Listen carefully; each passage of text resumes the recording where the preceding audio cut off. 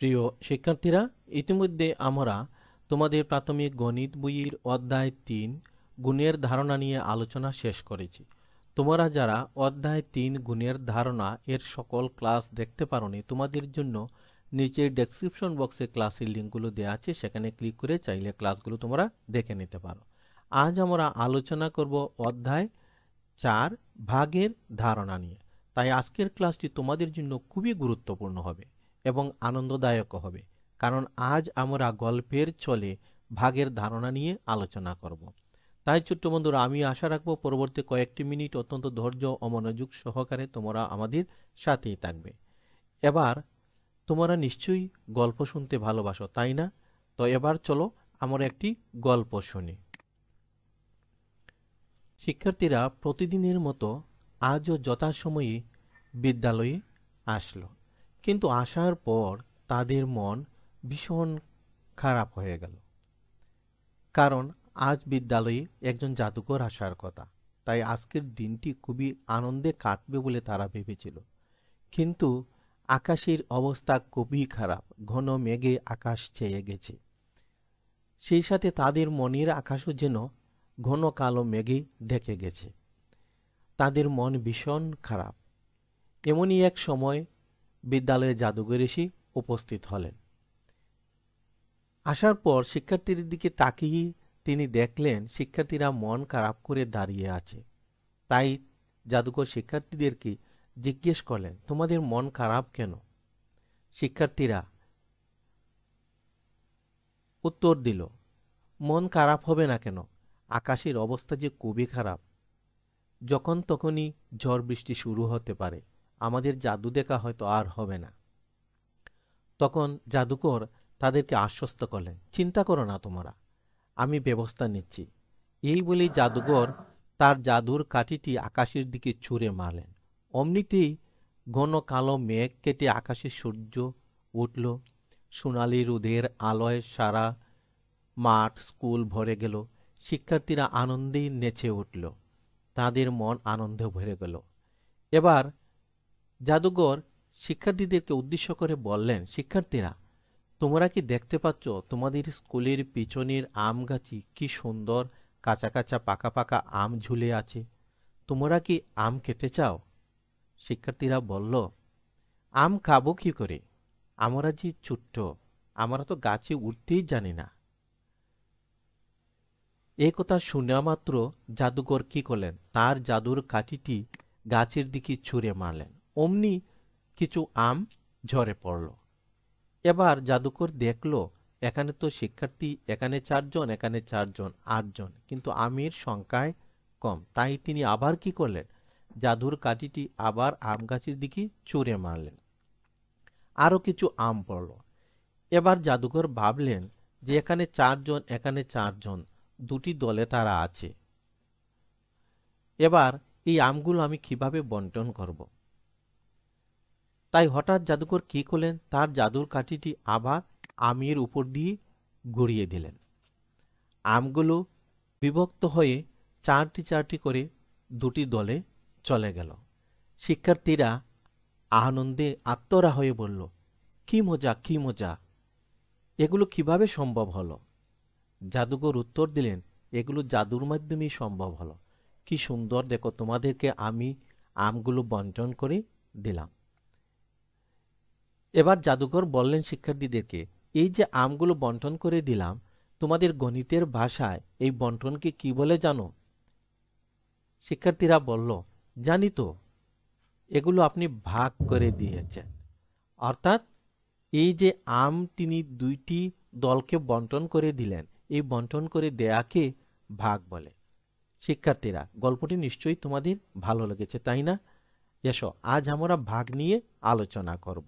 চলো তোমরা তোমাদের ক্লাসে ফিরে যাও। এবার শিক্ষার্থীরা, তোমরা ছবিতে কি দেখতে পাচ্ছ? একটি ঝুড়ি, ঝুড়িতে কিছু আপেল আছে। এখানে কতটি আপেল আছে? 5টি আপেল আছে। এবার এখানে দেখো দুটি শিশু আসছে, চাঁদ এবং সূর্য। এই আপেলগুলো আমরা চাঁদ এবং সূর্যকে সর্বোচ্চ কয়টি করে দিতে পারি?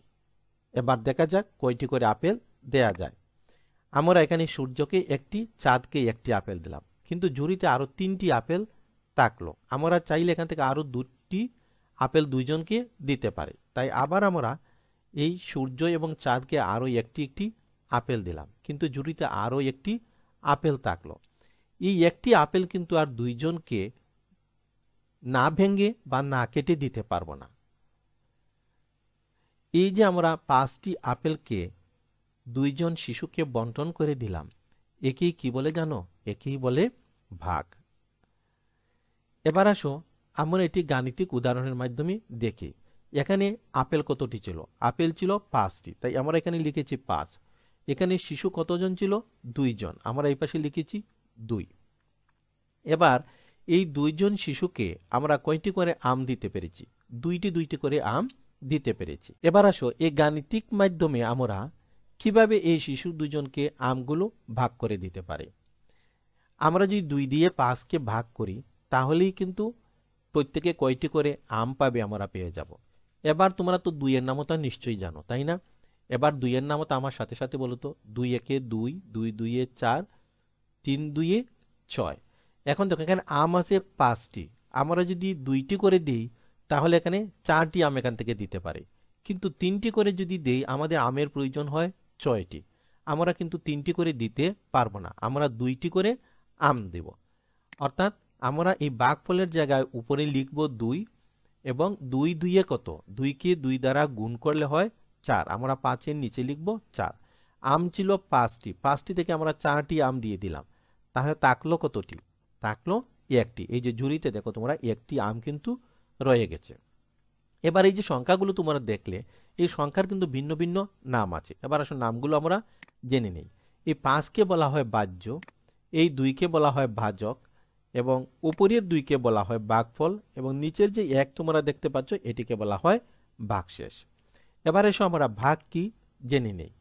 ভাগ হচ্ছে বিয়োগের সংক্ষিপ্ত রূপ, অর্থাৎ বিয়োগের সংক্ষিপ্ত রূপকে ভাগ বলে। সেটা কিভাবে? আমরা একটি উদাহরণের সাহায্যে দেখে নেই। এই যে 5 থেকে যদি আমরা 2 বিয়োগ করি তাহলে আমরা কত পাই? 3। অর্থাৎ এই 5টি আপেল থেকে আমরা প্রথমে 2 জনকে একটি একটি করে 2টি আপেল দিয়েছি, তো আমাদের কাছে থাকলো কতটি? 3টি। এবার এই 3টি আপেল থেকে যদি আমরা এই 2 জনকে আরও একটি একটি অর্থাৎ আরও 2টি আপেল দেই, তাহলে 3 থেকে 2টি আপেল দিয়ে দিলে কত থাকে?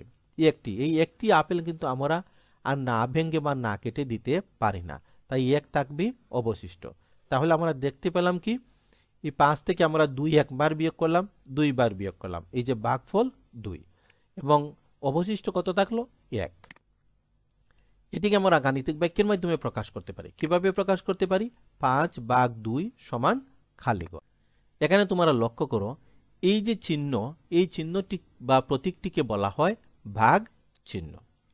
এবার আমরা ভাজ্য, ভাজক, ভাগফল এবং ভাগশেষ কি সে সম্পর্কে আলোচনা করি। প্রথমে আমরা দেখব ভাজ্য। ভাজ্য কাকে বলে? যে সংখ্যাকে ভাগ করা হয় তাকে ভাজ্য বলে। এই যে আমরা 5কে ভাগ করেছি, তাই 5 হচ্ছে ভাজ্য। এবার আসো ভাজক। যে সংখ্যা দিয়ে ভাগ করা হয় তাকে ভাজক বলে। এই যে 2 হচ্ছে ভাজক, আমরা 2 দিয়ে 5কে ভাগ করেছি, তাই 2 হচ্ছে ভাজক। এবার দেখো ভাগফল। ভাগফল কি? ভাজক দিয়ে ভাজ্যকে ভাগ করা হলে যে সংখ্যা পাওয়া যায় তাকে ভাগফল বলে। এই যে 2 দিয়ে আমরা 5কে ভাগ করেছি, ভাগ করে আমরা এই উপরের 2 পেয়েছি, এই 2কে বলা হয় ভাগফল। এবার আসো ভাগশেষ। ভাজক দিয়ে ভাজ্যকে ভাগ করার পর যে সংখ্যা অবশিষ্ট থাকে তাকে ভাগশেষ বলে। এই যে নিচের 1, এটি হচ্ছে ভাগশেষ। ছোট্ট বন্ধুরা, এই 4টি সংখ্যা তোমরা কিন্তু খাতায় লিখে নিবে এবং মুখস্থ করবে। এগুলো কিন্তু পরীক্ষায় তোমাদের সংক্ষিপ্ত প্রশ্নতে আসে, তাই তোমাদের পরীক্ষার জন্য এগুলো খুবই গুরুত্বপূর্ণ। এবার তোমরা তোমাদের গণিত বইয়ের 44 পৃষ্ঠাটি খুলে নাও। এখানে তো 1 অঙ্কের ভাজক দ্বারা ভাগ, কাজ 1 ভাগ করি। এখানে 1 নম্বর অঙ্কটি তোমরা লক্ষ্য করো, 42/7, অর্থাৎ 7 দিয়ে আমরা 42কে ভাগ করব। এই জন্য আমাদেরকে 7-এর নামতা জানতে হবে। তোমরা সবসময় মনে রাখবে গুণ এবং ভাগের ক্ষেত্রে কিন্তু নামতার কোনো বিকল্প নাই, অর্থাৎ নামতা তোমাদেরকে জানতেই হবে। এবার যদি আমরা 7-এর নামতা গণনা করি, 7 একে 7, 7 দুগুণে 14, 3 7 21, 4 7 28, 5 7 35, 6 সাথে 42। আমরা যদি 7কে 6 দ্বারা গুণ করি তাহলে কত পাই? 42। তাই আমরা এখানে সমান দিয়ে ভাগফলের জায়গায় লিখব 6, অর্থাৎ 6 সাথে 42। এবার 2 নম্বর অঙ্কটি লক্ষ্য করুন তোমার, 57/8। এবার আমরা 8-এর নামতা গণনা করব। সবসময় মনে রাখবে এই যে 57 হচ্ছে ভাজ্য এবং 8 হচ্ছে ভাজক। আমাদের 8কে এমন একটি সংখ্যা দিয়ে গুণ করতে হবে যেটির গুণফল হয় 57 হবে নতুবা 57 এর চেয়ে ছোট হবে। এবার আমরা দেখি 8-এর নামতা গণনা করি। 8-কে 8, 8 দুগুণী 16, 3 8 24, 4 8 32, 5 8 40, 6 8 48, 7 8 56, 8 8 64। এবার তোমরা লেখো, আমরা কিন্তু 57 পাই নাই, আমরা 8 8 64 যেটি 57 চেয়ে বড়, আবার 7 8 56 যেটি হচ্ছে 57 এর চেয়ে ছোট। আমরা কিন্তু 57 অথবা 57 এর চেয়ে ছোট যেটি সেটি নেব। তাই আমরা 7 8 56 এটাই নেব। তাহলে 8 57 এর মধ্যে কতবার যায়? 7 বার। আমরা ভাগফলের জায়গায় লিখব 7। এখন দেখো 7 8 56 হলো, 57 তো হলো না। তাহলে 57 হতে হলে আরো 1 লাগবে, অর্থাৎ 57 থেকে যদি আমরা 56 বিয়োগ করি তাহলে বিয়োগফল কত থাকে? 1 থাকে। এই 1 হবে ভাগশেষ, অর্থাৎ এই 1কে আর ভাগ করা যাবে না। এবার তোমরা 3 নম্বর অঙ্কটি লক্ষ্য করো, 240/3। আমরা 3 দিয়ে প্রথমে 2কে ভাগ করার চেষ্টা করব, কিন্তু 3 বড় 2 ছোট, তাই 2কে ভাগ করা যাবে না। তাই আমরা দুটি অঙ্ক বিবেচনা করব, অর্থাৎ 2 এবং 4 24। 3-এর নামতা আমরা 24 পর্যন্ত বলবো। 3 একে 3, 3 2 6, 3 3 9, 3 4 12, 3 5 15, 3 6 18, 3 7 21, 3 8 24, অর্থাৎ 3 24-এর মধ্যে যাবে 8 বার। আমরা জানি 3 দিয়ে যদি আমরা শূন্যকে ভাগ করি তাহলে ভাগফল কত হবে? 0, অর্থাৎ 3 শূন্যের মধ্যে 0 বার যাবে, তাই আমরা এখানে 0 লিখব, অর্থাৎ 240/3 সমান কত? 80। এবার 4 নম্বর অঙ্কটি তোমরা লক্ষ্য করো, 420/5। এই অঙ্কটি তোমরা নিজে নিজে সমাধান করবে। এবার 5 নম্বর অঙ্কটি লক্ষ্য করো, 4/80। এবার 4 দিয়ে আমরা 80কে ভাগ করব। প্রথমে আমরা একটি একটি সংখ্যা বিবেচনা করব। 4 দিয়ে প্রথমে 8কে ভাগ করার চেষ্টা করব। 4 দেখো তো 8-এর মধ্যে কতবার যায়? 4 8-এর মধ্যে 2 বার যায়। আমরা ভাগফলের জায়গায় লিখব 2। 2 দিয়ে যদি আমরা 4কে গুণ করি তাহলে কত হয়? 4 2 8। এবার 8 থেকে 8 বিয়োগ করলে হয় 0, বাম দিকে 0 বসে না। এবার দেখো এখানে 0 আছে, এই 0কে কিন্তু আমরা ভাগ করিনি। এখানে প্রত্যেকটি অঙ্ককে ভাগ করতে হবে, তাই এই 0 সংখ্যাটি আমরা নিচে নামিয়ে নিব। এবার আমরা 4 দিয়ে 0কে ভাগ করব। 4 শূন্যের মধ্যে কতবার যায়? 0 বার। তাই আমরা ভাগফলের জায়গায় লিখব 0, 4 0, এখানেও লিখব 0। এবার 0 থেকে 0 বিয়োগ করলে কত? 0। তাহলে ভাগফল কত দাঁড়ালো? 20। এবার 6 নম্বর অঙ্কটি তোমরা লক্ষ্য করো, 9/73। প্রথমে আমরা 9 দিয়ে 7কে ভাগ করার চেষ্টা করব, কিন্তু 9 বড় 7 ছোট, তাই 9 দিয়ে আমরা 7কে ভাগ করতে পারবো না। আমাদেরকে এই দুটি সংখ্যায় বিবেচনা করতে হবে, অর্থাৎ 9 দিয়ে আমাদের 73কে ভাগ করব। এবার আসো 9-এর নামতা 73 পর্যন্ত গণনা করো। 9 73-এর মধ্যে কতবার যায়? 8 9 কত? 72। তাই 9 73-এর মধ্যে যাবে 8 বার। এখানে কত হবে? অর্থাৎ 8 দিয়ে যদি আমরা 9কে গুণ করি তাহলে কত পাই? 8 9 72। আমরা 73-এর নিচে 72 লিখব। এবার দেখো এই 3 থেকে 2 বিয়োগ করলে কত হয়? 1। এখানে 7 থেকে 7 বিয়োগ করলে 0, বাম দিকে 0 বসে না। তাহলে উত্তরটি কত হবে? ভাগফল হবে এই 8 এবং ভাগশেষ থাকবে 1। এবার 7 নম্বর অঙ্কটি তোমরা লক্ষ্য করো, 6/84। এবার 6 দিয়ে প্রথমে আমরা 8কে ভাগ করব। 6 8-এর মধ্যে কতবার যায়? 1 বার। আমরা ভাগফলের জায়গায় লিখব 1 এবং 8-এর নিচে লিখব 6। এবার এই 8 থেকে 6 বিয়োগ করলে আমরা পাই 2। এবার এই 4কে কিন্তু আমরা ভাগ করিনি, তাই 4কে আমরা নিচে নামিয়ে নিব। এবার কত হলো? 24। এবার 6 24-এর মধ্যে কতবার যাবে? 4 6 24। আমরা ভাগফলের জায়গায় লিখব 4 এবং এই 24-এর নিচে লিখব 24। এবার 24 থেকে যদি আমরা 24 বিয়োগ করি বিয়োগফল কত হয়? 0। তাই আমাদের ভাগফল হবে 14। এবার 8 নম্বর অঙ্কটি তোমরা নিজে নিজে সমাধান করবে। ছোট্ট বন্ধুরা, আমরা সাধারণত এ পদ্ধতিতে ভাগ করে থাকি, তবে ভাগ করার আরও পদ্ধতি আছে। আমরা ইতিমধ্যে এই দুটি পদ্ধতি নিয়ে আলোচনা করলাম, ভাগ করার আরও পদ্ধতি আছে। কি কি পদ্ধতি আছে এবার আমরা একটু দেখে নেই ভাগ করার পদ্ধতি। এখানে তোমরা লক্ষ্য করো, এই যে যেটি আমরা প্রথমে করলাম 10/2 = 5, এটি হচ্ছে কি পাশাপাশি পদ্ধতি। তারপরে আমরা যেটি করলাম 2/10, এটি হচ্ছে আমাদের প্রচলিত পদ্ধতি। তারপর এটি হচ্ছে আন্তর্জাতিক পদ্ধতি, এখানে আমরা ভাগফল উপরে লিখি এবং ভাগশেষ নিচে। আরেকটি আছে, সেটি হচ্ছে উপর নিচ পদ্ধতি বা লব হর পদ্ধতি। এই 4টি পদ্ধতির মাধ্যমে আমরা ভাগ করে থাকি। তবে বর্তমান বিশ্বে এই আন্তর্জাতিক পদ্ধতিটি সবচেয়ে জনপ্রিয়, অর্থাৎ বিভিন্ন দেশে এই পদ্ধতিটি অনুসরণ করা হয়। আমরা পরবর্তী ক্লাসে আন্তর্জাতিক পদ্ধতিতে কিভাবে ভাগ করতে হয় সে সম্পর্কে আলোচনা করব। এবার আসো ভাগ নির্ণয়ে কিছু সূত্র আমরা দেখে নিই।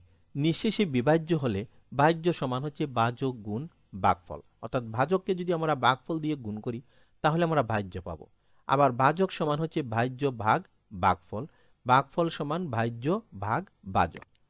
এবার নিঃশেষে যদি বিভাজ্য না হয় তাহলে ভাজ্য সমান হচ্ছে ভাজক গুণ ভাগফল যোগ ভাগশেষ, ভাজক সমান ভাজ্য বিয়োগ ভাগশেষ ভাগ ভাগফল, ভাগফল সমান ভাজ্য বিয়োগ ভাগশেষ ভাগ ভাজক, আর ভাগশেষ সমান হচ্ছে ভাজ্য বিয়োগ ভাজক গুণ ভাগফল। এই সূত্রগুলো তোমরা একটু মুখস্থ করে নিবে। তোমরা তখন পঞ্চম শ্রেণীতে উঠবে, তখন এই সূত্র সম্পর্কে আরো বিস্তারিত জানবে। এবার আসো বাড়ির কাজ। আজ আমরা যে যে বিষয় নিয়ে আলোচনা করলাম তা বাসায় বারবার তোমরা অনুশীলন করবে, কারণ আজকের ক্লাসটি ছিল ভাগের প্রাথমিক ধারণা। এই ক্লাসটি যদি তোমরা বুঝে থাকো তাহলে পরবর্তী ক্লাসগুলো তোমাদের বুঝতে আরো সহজ হবে। ভাগ স্বাভাবিকভাবেই একটু কঠিন মনে হয়, তো তোমরা তো ছোট, তোমাদের কাছে একটু কঠিন লাগতেই পারে। তো বেশি বেশি যদি অনুশীলন করো তাহলে তোমাদের কাছেও ভাগ খুব সহজ মনে হবে। ছোট্ট বন্ধুরা, এতক্ষণ আমাদের সাথে ধৈর্য ধরে থাকার জন্য তোমাদের সবাইকে আন্তরিক ধন্যবাদ। ভালো থেকো, সুস্থ থেকো। পরবর্তী ক্লাসটি দেখার আমন্ত্রণ জানিয়ে এখানেই বিদায় নিচ্ছি।